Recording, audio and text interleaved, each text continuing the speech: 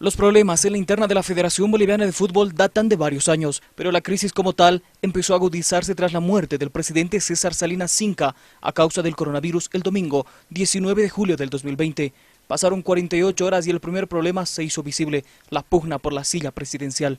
El problema viene de la siguiente forma. El estatuto, aprobado el 7 de junio del 2017 en Congreso Extraordinario en Cochabamba, sostiene que el primer vicepresidente de la Federación Boliviana de Fútbol es el presidente de la división profesional, Robert Blanco, mientras que el segundo vicepresidente es el presidente de la división aficionados, Marcos Rodríguez. Sin embargo, en el congreso que se realizó en noviembre del 2019 en Tarija, la Federación realizó varias enmiendas, artículos 25, 67, 68, 85 y 96, donde se estipula que en caso el presidente de la Federación Boliviana de Fútbol sea elegido de la división profesional, la primera vicepresidencia será para la división aficionados o viceversa. Tanto Marcos Rodríguez como Robert Blanco empezaron una pelea que permanece latente hasta ahora. En medio de esas disputas por quién es el presidente legítimo, la Federación Boliviana de Fútbol se distancia aún más debido a los derechos de televisación. Recordemos que semanas antes de la muerte de don César Salinas ya existía un distanciamiento. Por un lado, el denominado G6, liderado por Marcelo Claure, quien fue uno de los principales opositores. Y el último conflicto fue estos derechos de televisación y licitación. Por un lado, Claure y sus allegados con la propuesta Unidos por el Fútbol de autogestionar sus derechos televisivos, y por otro, la Federación Boliviana de Fútbol, que recibió una carta de la FIFA por el cual mediante tuvo la razón, pero sin embargo hasta el momento están en problemas. El Comité Ejecutivo de la Federación Boliviana de Fútbol lanzó la licitación abierta internacional a los derechos de televisación para los partidos de división profesional y la Copa Simón Bolívar el jueves 16 de julio, mientras que el grupo de los 6 clubes, Bolívar, Wilstermann, Blooming, Oriente Petrolero, Guavirá, Royal Party, firmaron un preacuerdo para constituir la sociedad denominada Unidos por el Fútbol.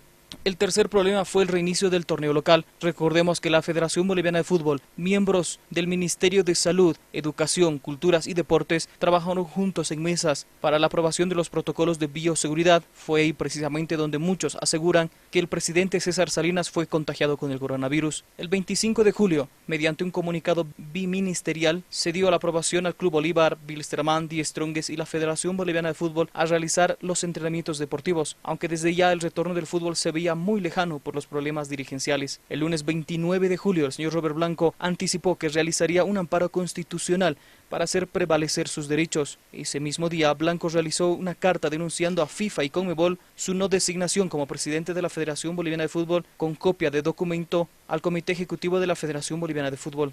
El sábado 1 de agosto, la quema de pastizales muy cercanos al centro técnico de la Federación Boliviana de Fútbol en Cobija Pando fue epicentro de noticia, pues Marcos Rodríguez con una tabla y sandalias intentó apagar el fuego, pero el hecho no es ese, sino más bien que este personaje, teniendo detención domiciliaria y quebrantando las normas, salió de su casa y, peor aún, difundiendo fotos utilizando medios oficiales de la Federación Boliviana de Fútbol. Al día siguiente, el domingo 2 de agosto, Robert Blanco envía una carta al ministro Víctor Hugo Cárdenas pidiendo que esa autoridad lo reconozca como presidente de la Federación Boliviana de Fútbol. La misma no tuvo mayor repercusión. El martes 4 de agosto, Favol reaparece, en esta ocasión convocando a sus afiliados para desconocer a Marcos Rodríguez como presidente de la Federación Boliviana de Fútbol, también ratificando que mientras sus demandas presentadas el 30 de junio no sean atendidas, no acudirán al llamado de la selección boliviana. Ante tantas críticas de Marcelo Claure, el 7 de agosto la Federación Boliviana de Fútbol advirtió que iniciará una investigación sobre las entradas para el Mundial Estados Unidos 1994 y Claure llamó payaso borracho a Marcos Rodríguez. Después de eso, Claure desapareció de las peleas dirigenciales y se abocó a su equipo. El lunes 10 de agosto, mediante una conferencia de prensa vía internet, el Comité Ejecutivo hizo la apertura de sobres con propuestas de derechos de televisación, a las cuales se presentaron la empresa Tigo con 46 millones, Sport TV Right con 46 millones 350 mil dólares y finalmente Gol TV con 49 millones 979 mil 276 dólares. El 14 de agosto la Conmebol reconoce a Marcos Rodríguez como presidente interino de la Federación Boliviana de Fútbol, pero no le permite entrar a ninguna reunión. Ese mismo día se conoce la convocatoria del director técnico César Farías a la selección nacional. En primera instancia no convocó a jugadores de Bolívar y Wilstermann por su participación a Copa Libertadores. El resto, pese a las amenazas de Favol, se hicieron presentes todos el lunes 17 de agosto. Pasados 2 días se reconoció en la Sala Constitucional Primera de La Paz el fallo a favor de Marcos Rodríguez tras el amparo constitucional que la Federación Boliviana de Fútbol impuso en contra del Banco Mercantil Santa Cruz. Esta resolución permite a Rodríguez manejar las cuentas federativas. Al día siguiente, martes 19 de agosto, la Sala Constitucional Segunda de Santa Cruz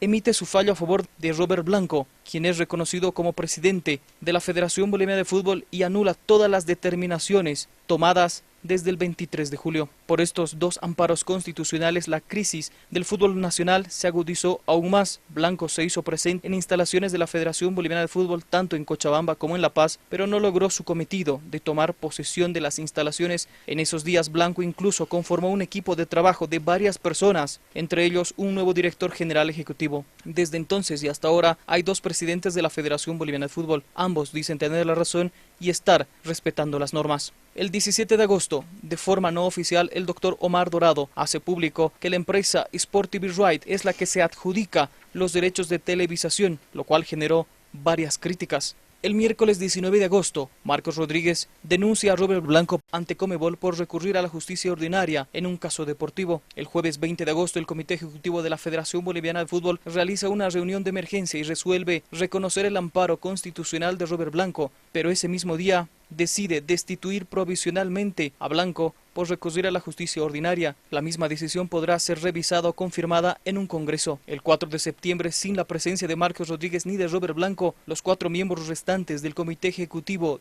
señalaron que en 7 días se llamaría un congreso extraordinario de emergencia para definir el futuro del fútbol boliviano. El 18 de septiembre, Favol lanza una dura acusación al director técnico de la Verde, César Farías. Las mismas hablan de una estrategia, un conjunto de representantes y jugadores con la empresa 3600 Invictus, las cuales condicionarían las convocatorias de los futbolistas a la selección nacional. Aseguró que hay declaraciones de 3 jugadores que dan fe de estas denuncias. El 28 de septiembre, Favol advirtió que en caso de que la Federación Boliviana de Fútbol no garantice el retorno del torneo local el jueves 1 de octubre, se retirarían a todos los jugadores convocados a la selección nacional. El 29 de septiembre, Fernando Costa, presidente del club Always Ready, hace oficial su postulación a suceder en el cargo a César Salinas en el próximo congreso.